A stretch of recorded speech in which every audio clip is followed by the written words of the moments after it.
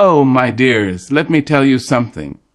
There's a time to rise, a time to kneel, a time to walk with your troubles, and let the Lord carry your feet. But there's also a time, yes, a sacred time, when God expects you to stand up and show reverence. You see, the Bible don't whisper. It don't tiptoe around the truth. It speaks straight and it speaks strong. And tucked inside its ancient pages, between psalms of praise and proverbs of wisdom, is a quiet caution. Don't come to the throne of the Most High laid back, casual, careless. Now, don't you misunderstand me. God will meet you in your hospital bed. He'll kneel down beside the weary soldier. He'll comfort the woman whose body is too broken to rise. He is mercy. He is compassion. He is ever present. But let me ask you something. What kind of love shows up before royalty lying down? My darling, sit with me for a spell. Let me speak to the soul inside your soul. Let me cradle the heart that beats behind your ribs and whisper a truth so simple, so sacred, it just might change the way you see prayer forever. You see, there's a way some folks approach God that breaks my heart. Not because God isn't merciful. Oh, he is more merciful than the ocean is wide. Not because God won't hear us in our weakest hour. Oh no, he hears the trembling breath of the widow and the groaning of the dying man. But because we've made our prayers too soft, too shallow, too sleepy. We've turned the sacred into the routine. Somewhere along the way, in our comfort and convenience, we began to treat the Almighty like a bedtime story. Like a little whisper under the sheets to keep nightmares away. And we forgot, child, that we're not just talking to a warm feeling. We're not speaking to thin air. We are standing before a throne. A heavenly throne! One paved in righteousness, wrapped in majesty, and guarded by angels who cover their faces in holy awe. Yet here we are, lying down, one leg under the blanket, one hand holding a phone, and our lips barely forming the words, God, thank you for today. Beloved, that is not reverence. That is routine. There is a quiet warning in this. A still, small voice from the pages of the Word saying, be careful how you come before me. Be mindful, be intentional. Come into my presence with honor. Because, my dear, you wouldn't walk into the office of a king in your pajamas. You wouldn't recline in your boss's chair during a meeting. You wouldn't FaceTime your earthly father while half asleep and call that connection. But we do it with God. We let our tiredness excuse our laziness. We let our beds become our altars, not out of necessity, but out of habit. Now let me be clear, clearer than the bell that tolls at dawn. God is full of grace. Yes, he is. If your body is broken, if your limbs are frail, if the only posture you can offer is a lying one, God knows. He understands. He is there beside you, closer than breath, catching your whispers and carrying them like rose petals to heaven's gates. But when your strength is intact, when your body is able, but your will is weak, that's when the warning comes. Don't give God your leftovers. Don't offer him the crumbs of your day, the murmurings of a sleepy tongue, the flickering flame of half-lit faith. He deserves your best, not because he needs it, but because your soul needs to remember who he is. Let me remind you, darling, this is the same God who walked in the fire with Shadrach, Meshach, and Abednego. This is the God who split the Red Sea in two and turned a shepherd's rod into a serpent. He is not small. He is not tame. He is not waiting to be fit into your schedule. He is God. The Psalms say, serve the Lord with reverence and rejoice with trembling. Trembling, honey. That's the soul's way of saying, I know who I'm talking to. When Jesus prayed, he did so with such agony that his sweat became drops of blood. He didn't whisper a quick request as he reclined. He didn't check a box. He poured out. He gave himself. He met the Father in truth and in agony, and he did it on his knees. So I ask you now, what posture is your prayer in? And I'm not just talking about your body. I'm asking about your heart. Is your heart kneeling? Is your spirit standing tall in reverence, or is it slouching in indifference? When we approach God like He's an afterthought, we rob ourselves of His fullness. When we speak to Him as though we are barely awake, we miss the fire. And when we lie down out of laziness rather than need, we signal to heaven that we'd rather be comfortable than consecrated. Oh, but when you rise, When you sit up in the dark hours of morning, when you pull yourself from slumber and whisper, "Here I am, Lord," you shake something. You stir something in the heavens. You say with your body what your soul dares to cry, "I honor you." God doesn't need the posture of your spine. He needs the posture of your heart. But child, don't you know the two are often married? When your body rises, your spirit follows. When your knees bend, your pride breaks. When your hands lift, your soul sings. So let us not grow lazy in our loving. Let us not pray like God is background noise. Let us come to Him awake, alert, alive. Not with a yawn, but with a yearning. Not with a whisper lost in cotton sheets, but with a cry that climbs the staircase of heaven. You are speaking to the one who formed the galaxies, the one who knitted you together in your mother's womb, the one who heard your grandmother's prayers before you were even born. He is worthy, worthy of your stillness, worthy of your silence, worthy of your posture and your praise. So tonight, before you lie down, stand up, even if only for a moment. Stand up and say, "God, I honor you with this prayer. I am not too tired to recognize your majesty." And when you do lie down in the peace that comes from reverence, not in the habit of routine. Because when you treat God as holy child, He meets you with His glory. And there is nothing, no pillow, no dream, no rest sweeter than the presence of a God who knows you stood for Him before you slept. Now come close, child. Lean in with the ears of your spirit. And let me tell you something that time and truth have both taught me. The way you position yourself before God says something about who you believe He is. Yes, it does. You may think it's just your knees, just your back, just a body bending forward. But darling, I am here to tell you the Bible doesn't waste words, and it certainly doesn't waste postures. When the Holy Word describes men and women kneeling, bowing, standing, or falling face first before the Lord, it's not to fill space on a page. It's to teach us something eternal. Moses, the man who saw God's glory dance across a mountain, did not approach Him with swagger. No. When he stood on holy ground, the first thing he did was remove his shoes, not because his feet were dirty, but because his soul recognized the weight of where he was standing. That man, Moses, knew that God was not like Pharaoh. He was not a man, not a ruler of flesh and bone. He was I Am, the unshakable, the fire in the bush, the thunder in the mountain, the whisper in the wind. So he bowed. He removed. He lowered himself, because the higher your view of God, the lower you place yourself before Him. Now, some might say, "But sister, God looks at the heart," and you'd be right.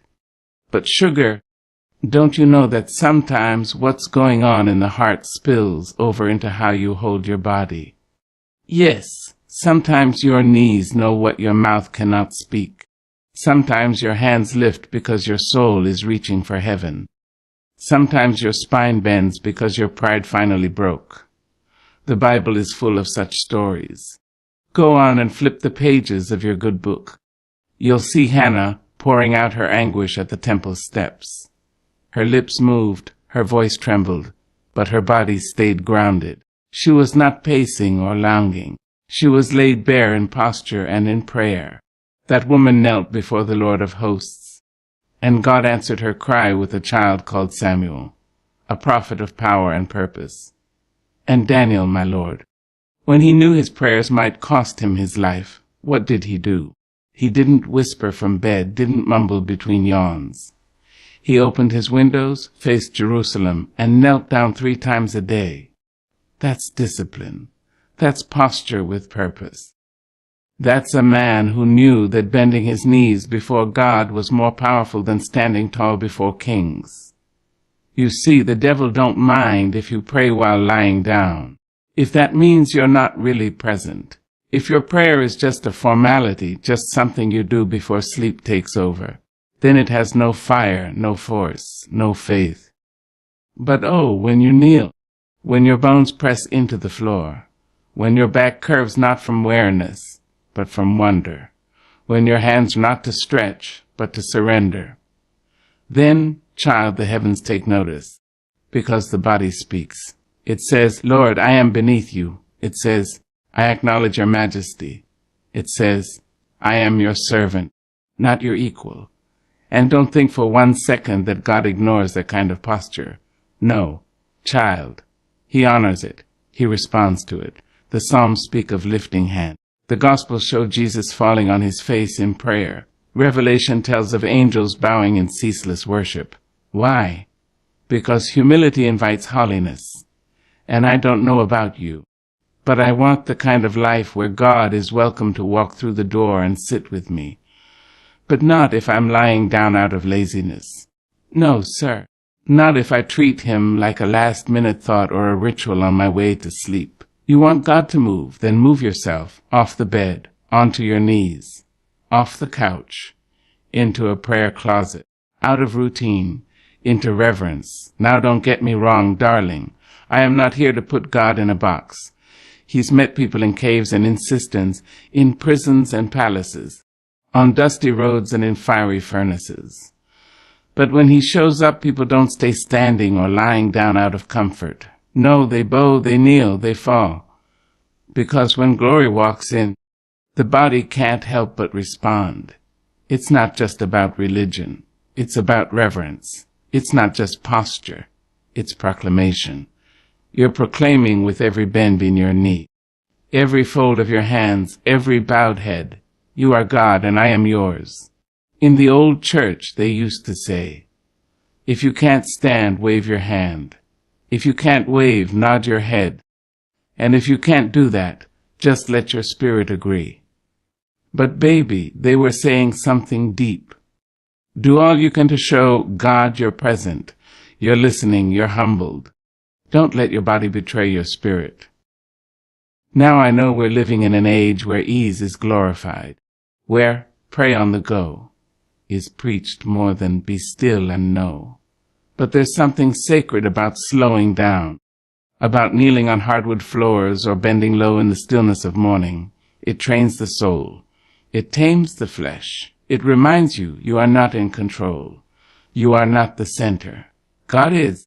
And when you come before him with that kind of attitude, child, you better believe the atmosphere shifts. Mountains move. Angels descend. Peace flows like oil from heaven's throne. Because when a soul kneels, the spirit soars. So don't pray lazy. Don't pray distracted.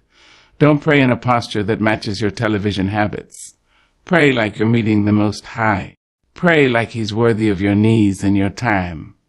Pray like you know the weight of who he is.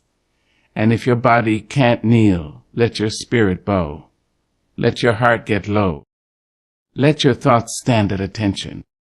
Let your inner world rise in worship even if your legs can't carry you to the floor. But if you can kneel, then kneel.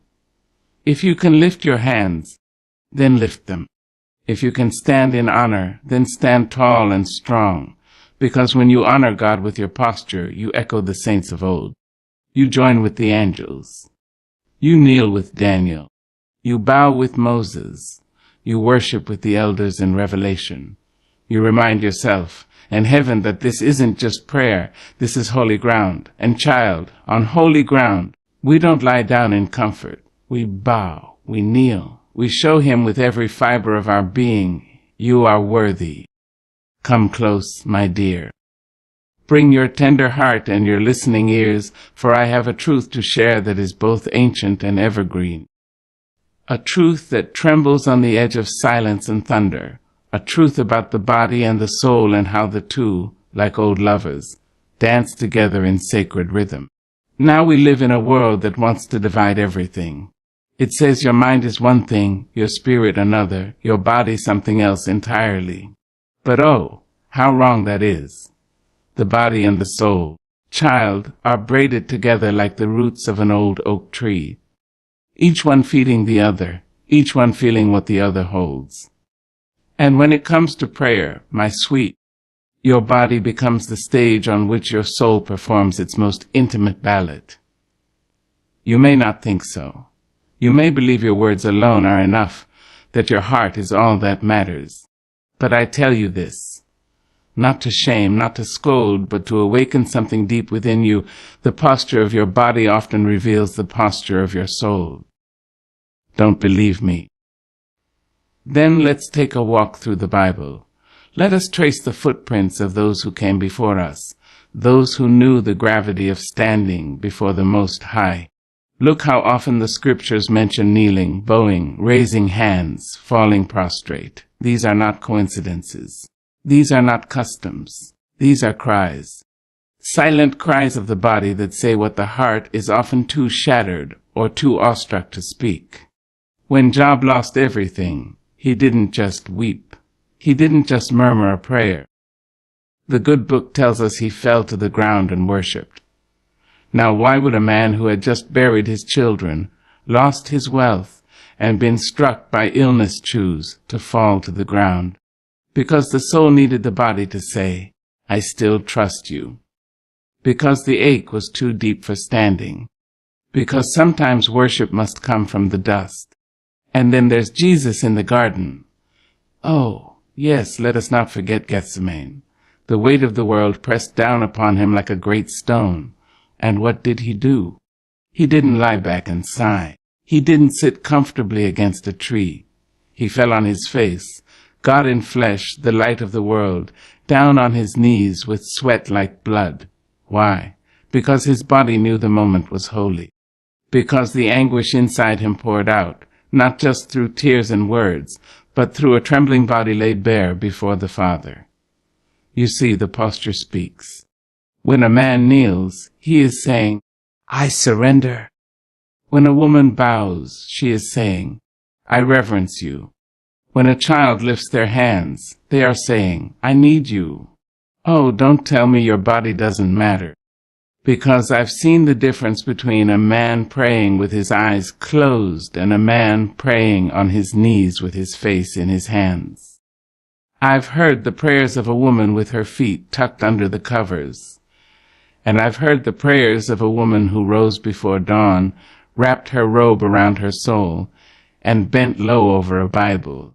And while God is gracious to hear them all, child, the ones that come with posture carry a power the others rarely know. Not because God is far, no, but because we are far. You see, we are the ones who need to be shaken awake. We are the ones who need our flesh to follow our faith. We are the ones who drift, who grow lazy, who speak holy words with sleepy hearts.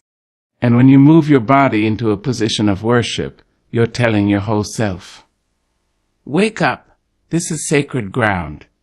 Don't you know that posture breaks patterns?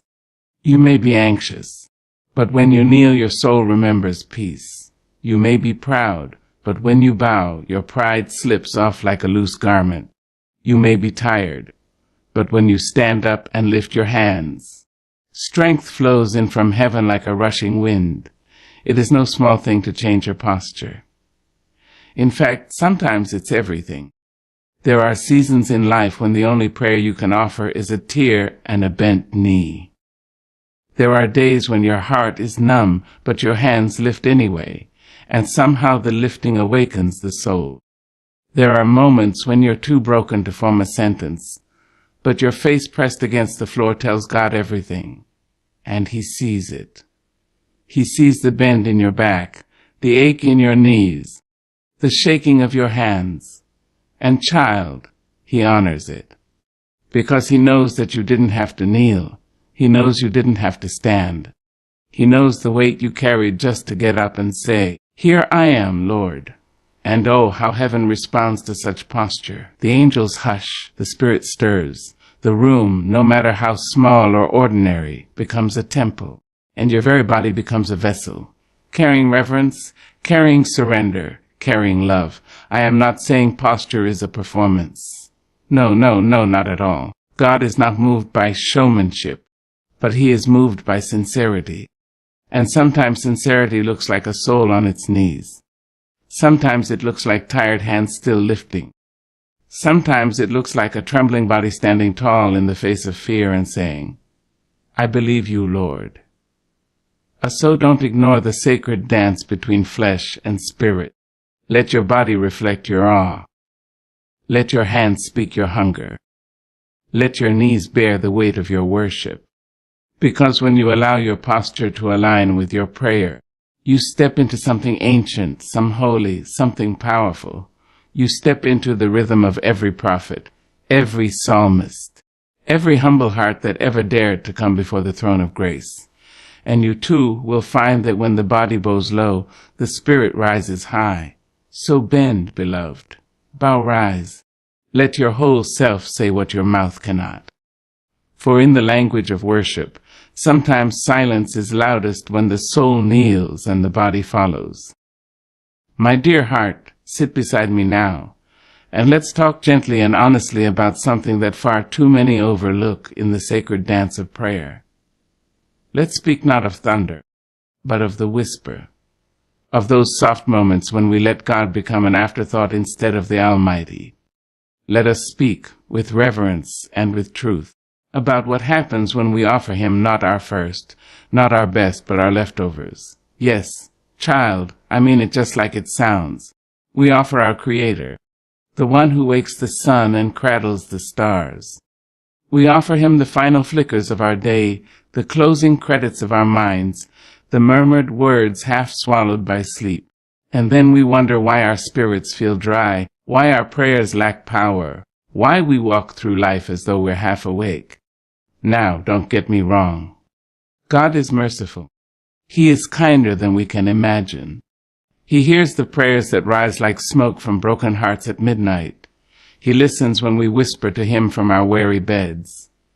He is the God who never sleeps, who neither slumbers nor grows tired.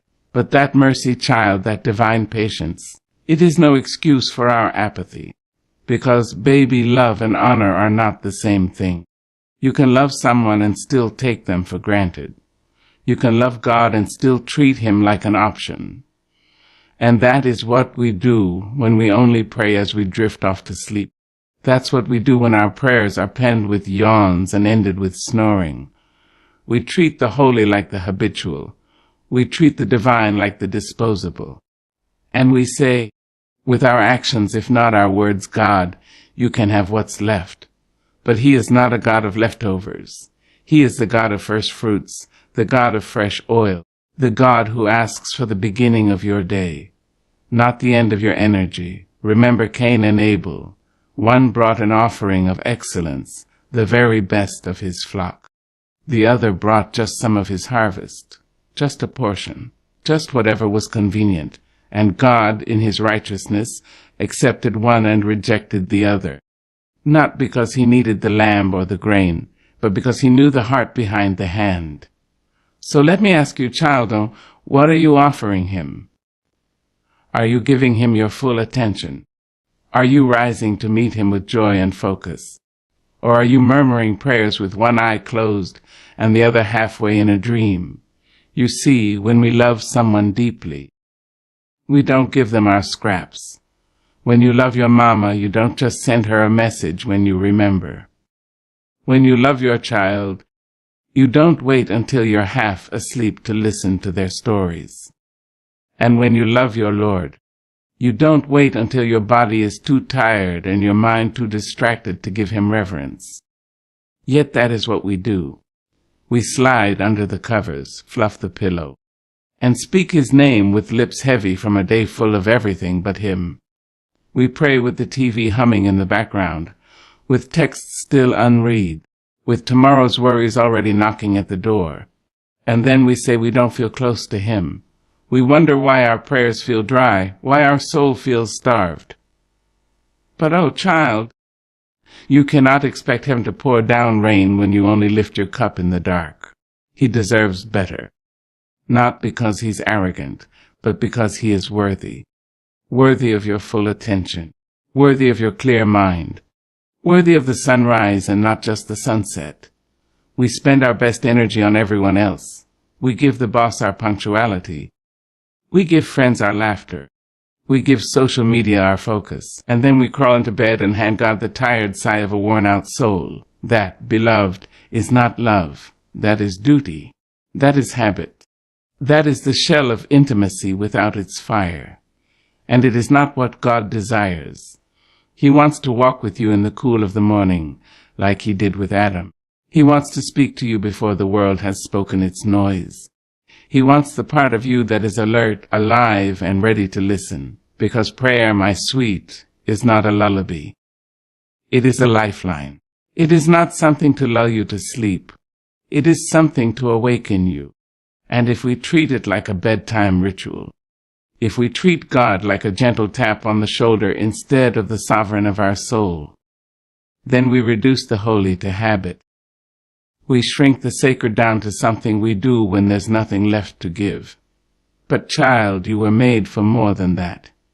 You were made to rise and seek. You were made to worship with your whole self.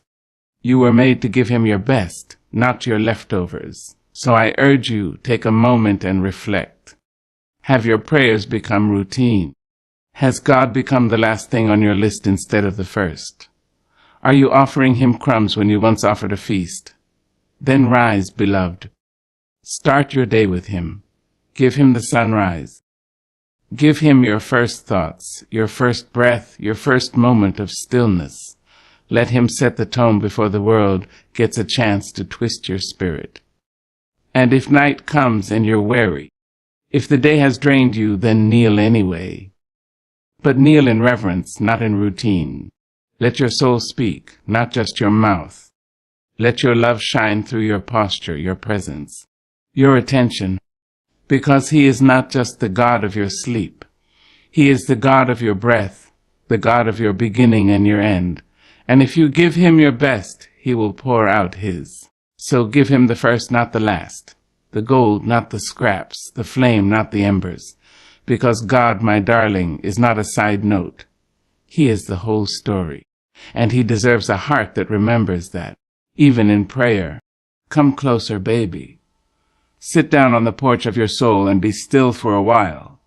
Let the wind of truth wrap around you.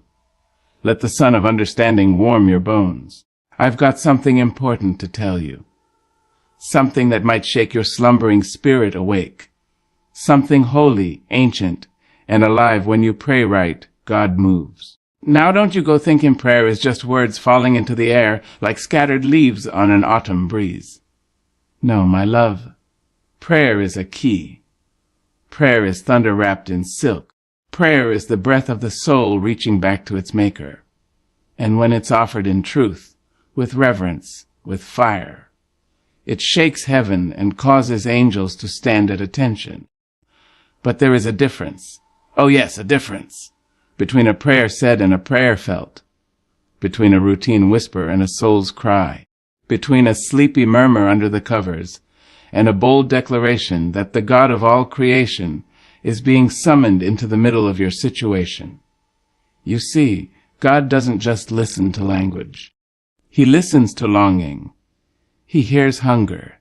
He smells the incense of sincerity rising from the heart of a man or woman who has come not just to talk, but to touch the hem of his garment. And when that kind of prayer is prayed, something shifts. Child, the earth may look still, but something in the spirit realm begins to stir. Mountains begin to tremble. Chains begin to rattle. Doors that were sealed shut begin to creak open at the hinges. All because one faithful soul decided to pray with everything they had. When you pray right, not fancy, not perfect, not with the words of theologians or the voice of a poet, but right with your whole self, with your tears and your truth, with your worship and your weakness, then God moves. He does not move because you have twisted his arm. He does not move because you've recited a formula. He moves because you have made room. Let me say that again for the ones in the back. Prayer that moves God is prayer that makes room. You make room when you stop rushing. You make room when you silence the distractions. You make room when you kneel, not just with your body, but with your pride. You make room when you open your hands and say, "Not my will, but yours be done." Now, let me bring it close and make it plain. You cannot expect God to move mightily when you come to him halfway, half awake, half listening, half-hearted, half believing. You must bring your full self to the altar. Whether that self is strong or trembling, bold or broken, bring it all. He wants the whole of you. He wants the honest you. Because real prayer is not a performance. It's not for the ears of people. It's not for the validation of men. It's for the audience of one. And that one is holy. When Elijah prayed, he didn't offer empty words. He cried out with passion, calling down fire from heaven, and God responded. When Paul and Silas prayed in prison, they didn't whisper in fear. They lifted up their voices in songs and supplications, and the prison shook. Chains fell. Doors flew open. Why? Because their prayer wasn't passive. It was a weapon forged in the furnace of faith. God doesn't move for casual prayers. He moves for courageous ones. Prayers that dare to believe he still parts seas. Prayers that expect him to heal, to restore, to break through. Prayers that are not pretty, but powerful. And that, my beloved, is why posture matters too. Because when your body aligns with your spirit, when your knees touch the floor and your head bows low, your whole being is shouting to heaven, "I honor you, Lord. I believe in your power. I trust you." You see, when a soul stands before God with reverence, with sincerity, and with expectancy, the heavens don't stay silent. No, they answer. Not always in the ways we expect. Not always on our timing. But they answer.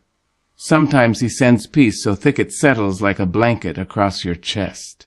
Sometimes he shifts something deep inside you before he shifts the world around you. Sometimes he waits, not because he hasn't heard, but because he's teaching you how to walk by faith and not by sight. But, my child, always he moves. And when he moves, it might not make headlines, but it will change lives. Your prayer can stop a storm in someone else's life. Your prayer can stir conviction in a prodigal heart. Your prayer can build a bridge where there was only a chasm. So don't think for 1 second that your words don't matter. Don't believe the lie that your whisper is too small. God hears the cry of the widow, the groan of the prisoner, the song of the saint, and the broken hallelujah of the weary. What he's looking for is not volume, it's truth. Not length, it's love. Not tradition, it's trust. You don't need fancy words. You don't need to quote 10 scriptures in a row. All you need is an honest heart and a soul that says, "Lord, I'm here. And I know you're listening." That's where the power is. That's where the chains break. That's where the healing begins. That's where the fire falls. So pray with reverence, not routine. Pray with presence, not just posture. Pray with expectancy, not just emotion. Because the moment you decide to pray like you believe God still answers, child, heaven leans in. The angels take notice. Demons back up. And the Spirit begins to move in places your feet have never even walked. That's the power of praying right.